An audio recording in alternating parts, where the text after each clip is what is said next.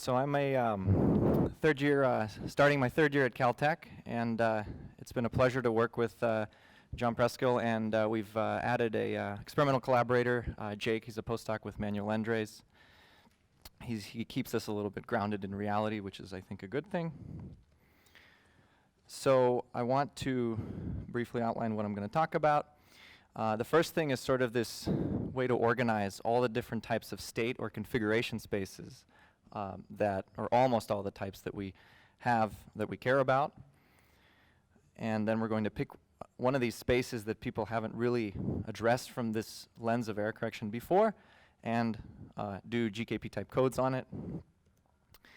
Then we're going to go look into other spaces that are different from the ones that we look at endpoint 1.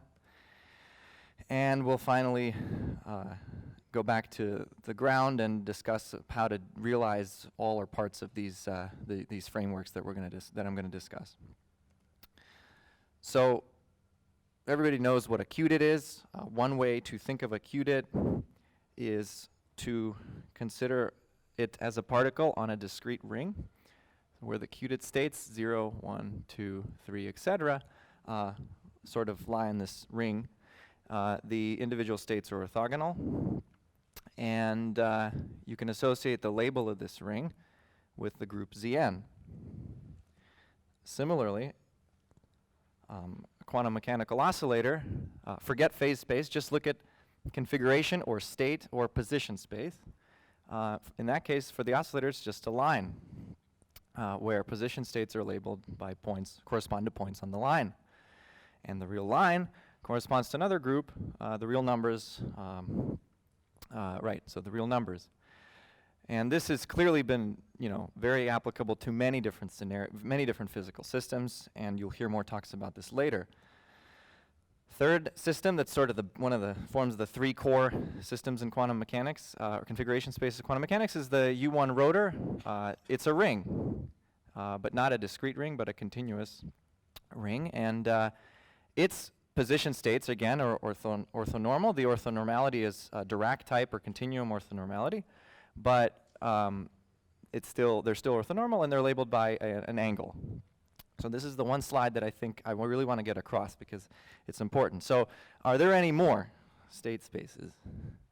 These have Fourier transforms, etc. So until I got to Caltech and started talking to John, I didn't think there was really many more spaces. But then he told me about the Fourier transform for Nonabelian groups. And it turns out that a lot of these concepts that you all know and love from these maybe 2 or 3 spaces actually transfer over. And so that's good, but what about the practical side? Are any one of these new spaces that I'm going to discuss actually applicable to the real world? And in fact, one of them is. So here we've picked points out of groups, Zn, R, and U, and now we consider the space of SO3, not as a group, but as a space.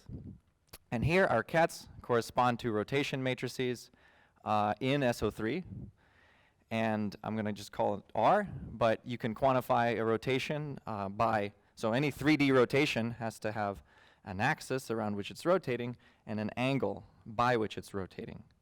So the angle here is omega, and the axis is a unit vector in 3-dimensional space, which lies on the 2-sphere. So each of these R's forms a ket in my state space. There's an orthonormality relation. It's the SO3 Dirac delta relation. Doesn't really matter what it is, but the point is that these are orthonormal states. Okay? And physically, these correspond to the orientations of an asymmetric molecule whose center of mass has been pinned. So why? Well, let's look at an asymmetric molecule. You can imagine that it's going to be aligned, so let's pick this to be the axis, some axis of alignment of the molecule, and you can imagine moving this axis around, so that gives us our V, and then you can imagine turning the molecule around that axis, and that gives us our omega. So this is a heuristic way to link this abstract, scary-looking state space to something that chemists or anybody who can trap a molecule sees in the lab. Okay. Well, we can take this and run with it from the theory perspective and just consider spaces where the position states are labeled by G, where G is an element of a group. Okay, the applications of this are actually quite a few, and including one particular application where this kind of state space can absorb that of an n-qubit system, because that's also a group as well. It's just Z2 to the n. So this is fairly general, and sort of the bigger picture I wanted to tell you that I've been working on is to study these state spaces and do, well, what do you do on a state after you have a state space? Hamiltonians and codes. So the thing I'm going to talk about today is GKP style or CSS style codes that encode a finite dimensional system in the sometimes infinite state space or manifold of a group. But one can also consider encoding one of these manifolds or one of these groups into 3 or more. And this is something that Sepper briefly mentioned that we have in that paper. But more developed codes are in progress currently. And right. And third, sort of probably the most difficult project is to consider Ising-type Hamiltonians on 1D chains of these structures.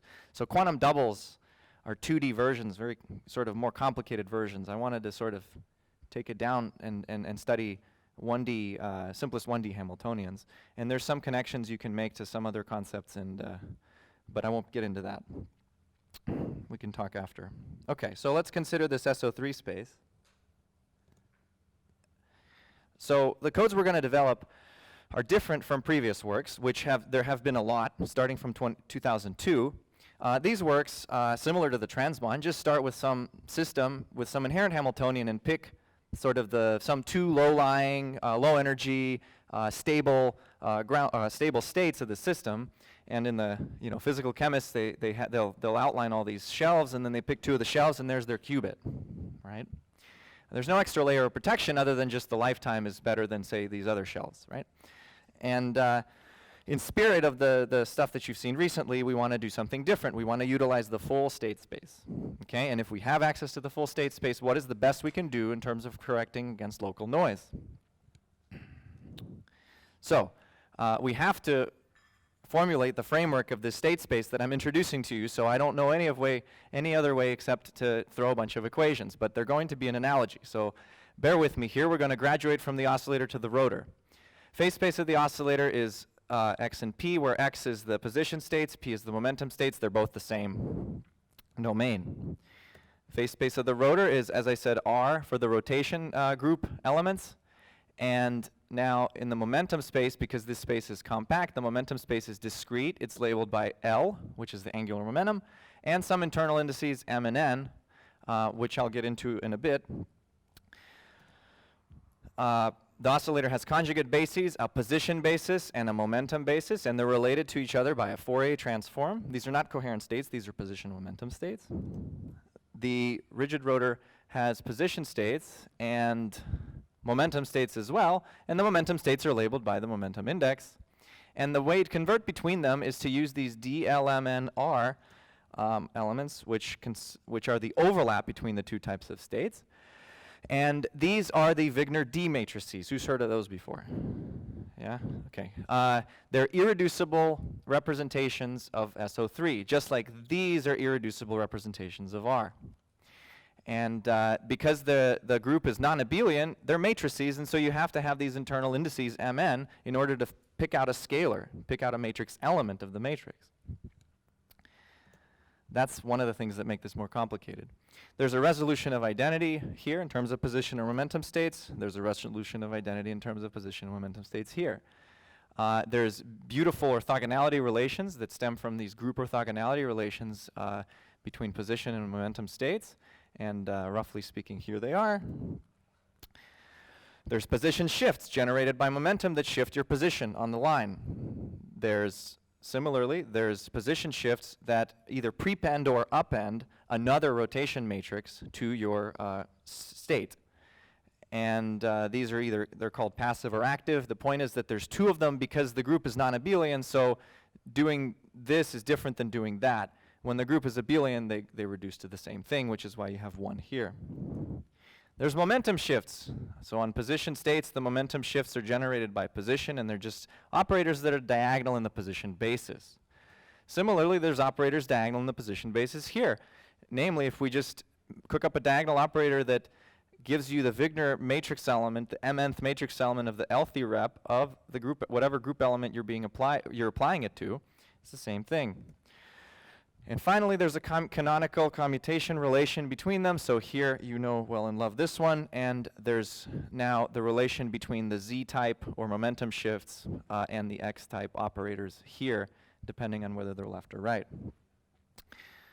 Okay, so now that we have sort of the formulation of the space, let's consider the codes. And again, I'm going to go along, do the oscillator here, and then follow with the rigid rotor here for simplicity. So for the oscillator, Jonathan has already given us a good introduction for it. Logical code words for the GKP codes are, here I'm stripping all the constants, so they're either even or odd positions on the line. Okay, so the black balls correspond to the even ones, and the white balls correspond to the odd ones. And a displacement or a position corresponds to a vector that ends at exactly the point x on the line, as you've seen. And the simplest GKP analog on SO3 corresponds to the following states. So remember, our position states correspond an axis and an angle. So what do we pick? Well, everybody likes the z rotations because usually the basis you're working is diagonal. So let's pick those. And now we want a comb state. So we just pick comb states that are z rotations by angle 2 pi over n. So here we'll have these sort of even multiples of the angle, and here we'll have the odd ones. But do we have a nice depiction of position space? Well, thankfully we do. So remember, because SO3 has angles and axes, you can represent the position space of the space as a ball, where the radius corresponds to the angle of rotation, how much you rotate, and the direction corresponds to the vector around which you rotate. So a rotation omega v will correspond to the point omega times v on the ball. And the ball is periodically identified, but that doesn't really matter for the purposes here. So anyway, any U1 subgroup is a line intersecting the ball. And the one we picked is the horizontal line. So there's our U1 subgroup. And the points we pick are 2 pi over n rotation. So the black ones are here. This is logical 0, and the white ones are there. You can see it's kind of, similar. And yeah, right. So this is for n equal to 3. Okay. So how does this code protect from position shifts? Well, let's remember how this one protects from position shifts. So position shifts are generated by momentum with some real number y. Not all of these are corrected. And the region of correctable shifts corresponds to ones that can shift the black ball not too far so that when you want to lock it to the nearest ball, it doesn't lock to a white ball, it locks back to the black ball, right? So you don't have a logical error, okay? So the problem with rotations is that position shifts aren't just one directional. There's angles and there's axes and angles. And so you have to consider all the different axes of rotation as well. But it's still kind of the same. So if you consider rotations around the z-axis, then you can see you still get this blue region in the center here that's exactly the same, or similar, very similar to this. But then when you consider other rotation axes, those are still correctable, but now they sort of die down. The correctable region dies down. Nevertheless, it's a volume. The correctable rotations form a volume, and so some fraction of sufficiently small rotations are correctable by the code. And one can determine the dependence of the angle of rotation on the axis of rotation. And so the angle here is the radius, the length of each of these things lying inside. And so the rotation around an axis with polar angle theta, the maximum correctable angle is this equation. You can do this using geometry of SO3. Okay. Now let's write the code words in the momentum basis. So remember, we wrote them in the position basis, but now let's write the same code words in a different basis. We'll also superimpose them. So logical x basis in the momentum state picture, it's basically the same thing, even and odd momentum states. And again, All right, and remember, our momentum state has 3 indices, so we have to do, so this is what the code states look like. And you notice there's still some sort of a spacing between these two logical code words, just like there is here. So in the momentum state space is a pyramid for SO3 because of the 3 indices. So L goes that way, and then M and N spread out. But because M equals N for our code words, we'd only need to look at the cross section. So the black squares are the logical X plus X, and the white ones are the minus X.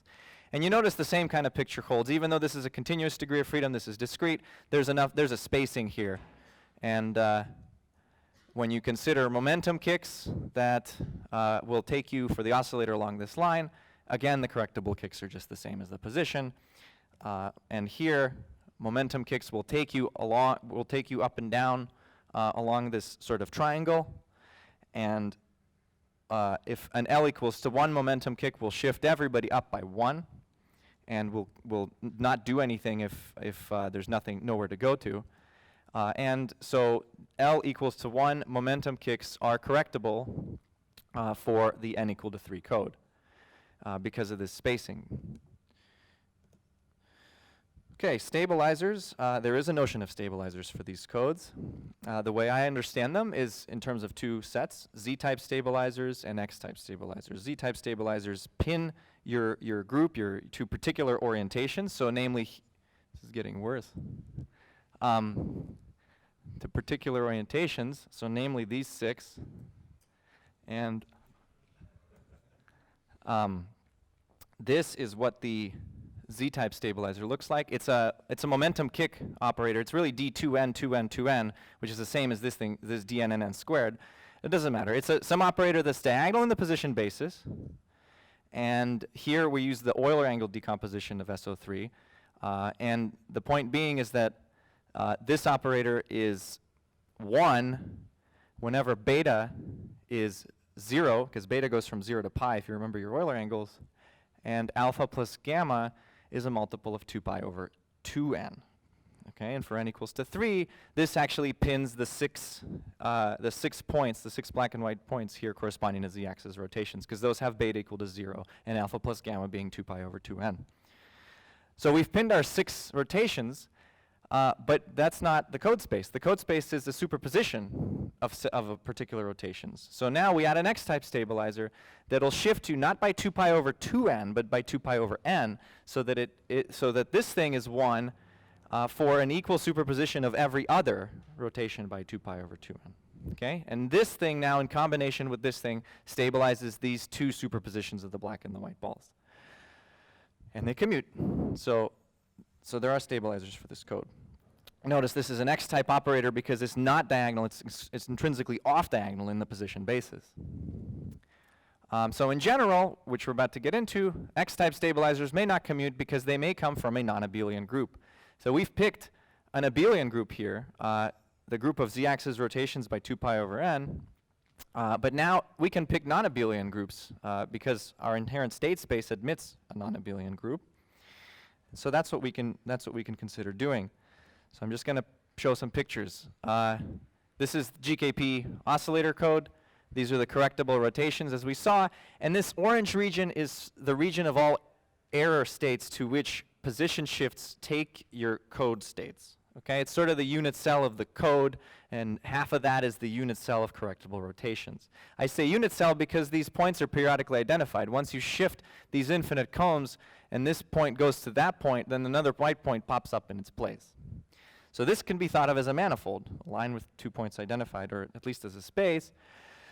And so can the manifolds that that I showed for the SO3 Zn in SO3 codes. So notice how flat this thing is. As soon as we pick the number of points here to be larger, this saucer, called a lens space, gets flatter and flatter and flatter. So we protect against less and less rotations, but more and more momentum kicks, because the spacing in the momentum space gets bigger and bigger. It's just like I think Jonathan was mentioning with the GKP codes, or somebody was. But what if we try to pick a code, pick points in this ball such that this blue region of correctable shifts is more uniformly distributed? And we can do that by picking a different group associated with these codes. So here I picked the tetrahedral group. So the logical 0 are superpositions of all these black points, and logical 1 are superpositions of all the white points again. And now the blue region inside here is the correctable rotations. It's not a sphere, but it's getting closer. And it's more uniform. Namely, the maximum angle now depends a little bit less on the axis. Okay. And we can go crazy with other groups. We're not going to get any better than this because there's just simply not that many finite subgroups of SO3. Oh, and these are bigger, larger dimensional logical spaces. So the colors of the points are now more than 2. Okay, so I'm just going to run through this slide. You're noticing some pattern, I hope, that we have these objects, these subgroups associated with our GKP codes here. Namely, say the code word, so the correctable position shifts form this line with points identified, and the code words can even be thought of as quotient space of the z, or the even, or all the integers over just the even ones. For the SO3 rotor, we kind of see the same thing. We pick either the Zn subgroup of Z2n or its other coset. Correctable position shifts form this saucer-looking thing that's the lens space. And detectable momentum kicks I didn't really get into, but basically if you take one of these Z operators or momentum kick operators and you average it over the group that you're considering here, this group, and if the result is 0, so the twirl over the group of any Z-type operator is 0, then it turns out that it's detectable. So this, right. So you can extend this to group manifold, general groups as follows. You get some quotient spaces. And this last object for the mathematical people in the audience, I thought it was quite interesting because the only papers I've seen about it are fairly recent. Maybe you can tell me more about it. It's called the reciprocal space. It generalizes the dual group from CSS code theory and the reciprocal lattice from solid state physics. So it's true also for Nonabelian groups. And this makes contact with the Peter-Weil theorem for symmetric spaces. Okay, so, well, we're done, right? No. There's another molecule that is interesting from an experimental standpoint that we wanted to say something about. Namely, here we've studied our asymmetric molecules that have, whose orientations correspond to SO3. But now if we assume the molecule has a symmetry, say that like this dumbbell molecule, then this orientation and this orientation are identified. So we need to quotient that out. And what we quotient is the symmetry group of the molecule, which in this case is this U1 subgroup. And when we do that, we get just the axis, basically. And that we call the linear rotor. And so this is something that is very experimentally relevant. More generally, any molecule that has some symmetry group H, its configuration or orientation space corresponds to SO3 over H. And so there's a whole, all these things have names, and I get to use the word spherical 2-orbifold in my talk, and it's great, but they get more complicated as we go. So one thing I wanted to pass across before my time is up is how to think of quotient spaces. So because we've thought of group elements as kets, we can also think of quotient spaces as kets, as consisting of kets that are a subspace of our group space. And since they're relevant in the error analysis of the previous codes and as the actual position states of these new molecules, we kind of want to understand them. So remember, we have our group space. If we introduce coset states where we just sum up the kets over some coset, then the set of all coset states, where this is some non-redundant parametrization, is the quotient space. So this can be thought of as a subspace of this, and using all the stuff we know from the big table I showed you that can be extended to general groups, you can actually develop the same table for quotient spaces. Position momentum bases, shifts, and orthogonality relations, even orthogonality relations. So this, I was also wanted to ask maybe the audience a bit about whether they've seen these types of quotient space orthogonality relations before. The spherical harmonic orthogonality relations fall into this type of category. Okay, so as we've seen, where is this relevant to? As we've seen, polar molecules trapped in some sort of traps. this relevant to those. Luckily, the vibrational levels are sort of higher energy and they can be gapped out, so we're left with some rotational levels. There will be spin degrees of freedom, so this is a pretty idealized picture, I think, from that point of view. But significant progress in the control and manipulation of these molecules makes us want to discuss these types of ideas in hopes that at least partially we can start to realize them. But another place where quotient spaces participate is atomic ensembles, and you can imagine your collective spin degree of freedom that an atomic ensemble has. But now, instead of doing Holstein-Primakov and just looking at the bottom of it, just keep the full sphere and take the large atom limit.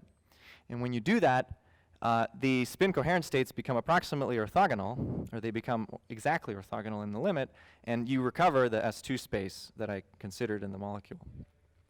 And this has some connection to large spin BECs as well. And any object that is just pinned to its orientations is modeled by SO3, not just a molecule, any asymmetric object. So I'm not talking about using these for quantum computing, but it's still interesting, at least to me, to consider using this framework to describe these more macroscopic but not yet too macroscopic objects, maybe develop linear superpositions, maybe stabilize some states. I was excited that Steve pointed me to some literature from nuclear physics where they've studied more general rotors. And so I think there's some relevance to that as well. So how much time do I have now? Okay. Another thing is approximate states. So for the GKP codes, we can add this multiply this operator, apply this operator to our states, and this is equivalent to smearing the states in both directions. And we can do the same thing by applying this operator, where L squared is the total angular momentum for both the SO3 codes and the S2 codes, and probably for any Lie algebra, but I'm not sure. So turns out if you do the calculation, it looks very similar to that of GKP, and if you look at the average angular momentum, which sort of I want to correspond to the average photon number, you get the same scaling. Those of you who have done this calculation, this is the same scaling with delta, which is the envelope, as for the GKP codes. And of course, the way this operator smears is very similar to the way this one smears. So we'll have some Gaussian tails going into the regions where we don't want to go for these position states, but they're Gaussian tails, so things are exponentially suppressed as well. To do error correction, we want to do we need to couple to external systems.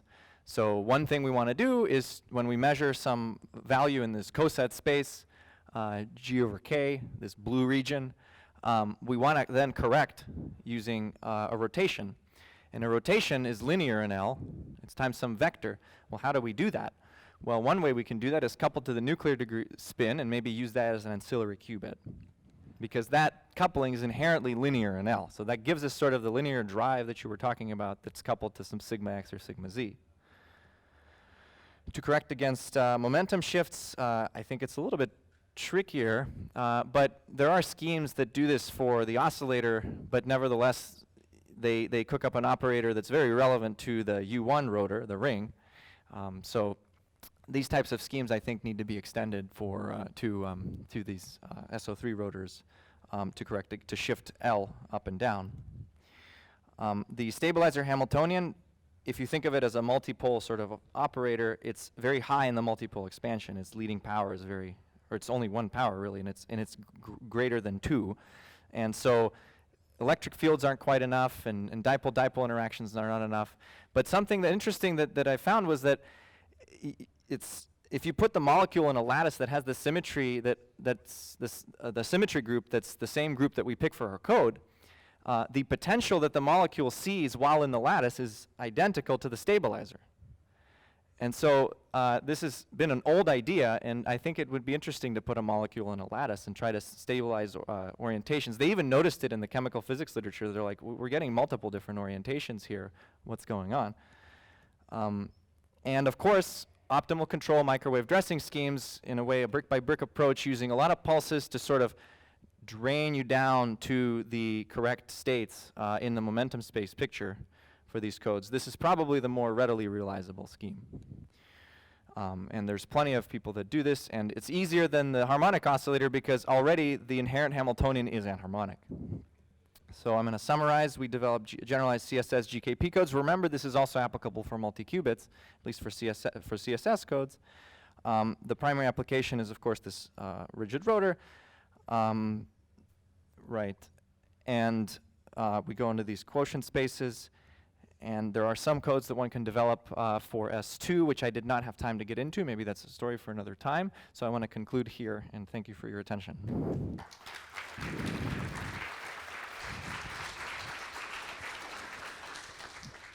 All right. Questions for Albert? All right. One question is, there is a hierarchy of states. So there is rotational states. There are also harmonic oscillation states, right?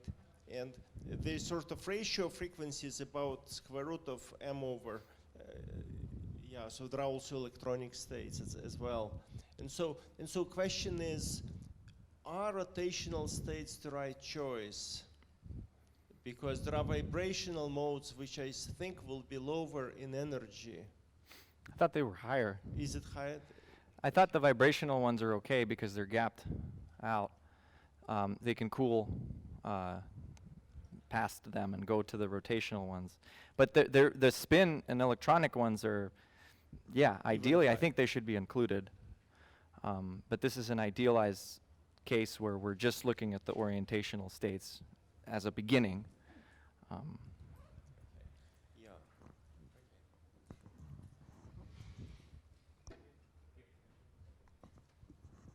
When you defined the code, you locked yourself into a specific axis of rotation.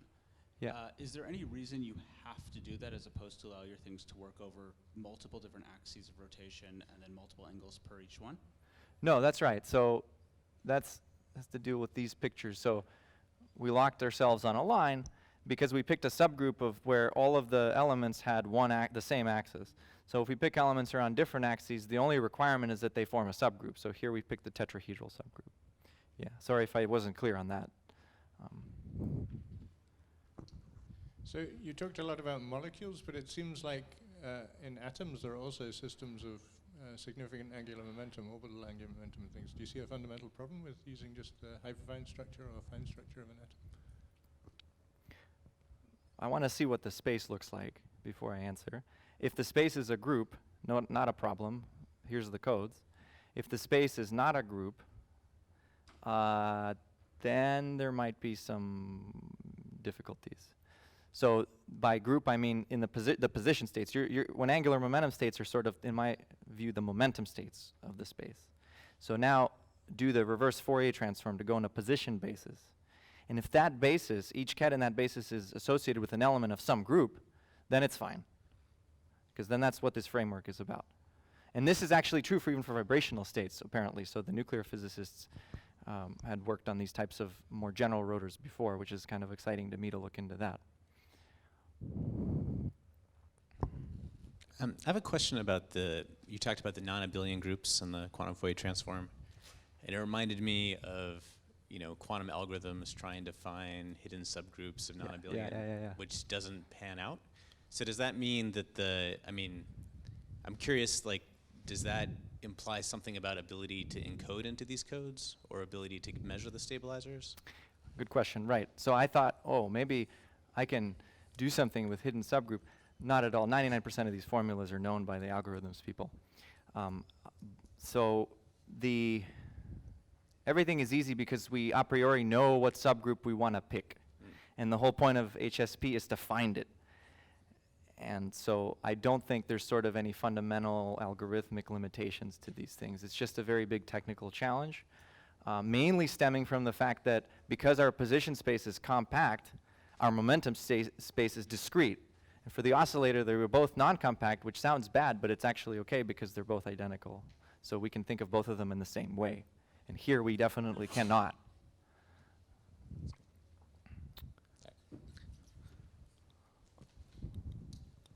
I was just wondering if you knew anything about what transversal gates there might be for codes like this.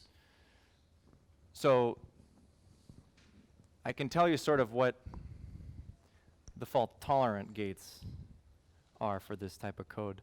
So the X gate for GKP, you know, you shift far enough and you kind of get into the right region, and then you can lock into the right region. That's fault-tolerant. Same gate goes here, happens here. And then for these more general, there's basically, well, all the gates that basically map these points to points of the other colors such that you get close enough. Then using error correction, you can snap back to the right points and do a gate. The problem is that the only types of gates for this qubit code are either identity or X that do this. For this code, you know, we could also have done a Z and a Y because, again, phase space is the same. I am not as sure about the sort of Z gates, whether they're fault tolerant or not. I can only tell you about the X gates, which will move you around in this manifold and eventually get you to where you want to go. But for this code, there's a lot of X gates. It's actually A5. So there's five-dimensional space, and you have a representation of the icosahedral group on the five-dimensional space, and all of those gates are of the type that I told you. All right, let's thank Albert again, and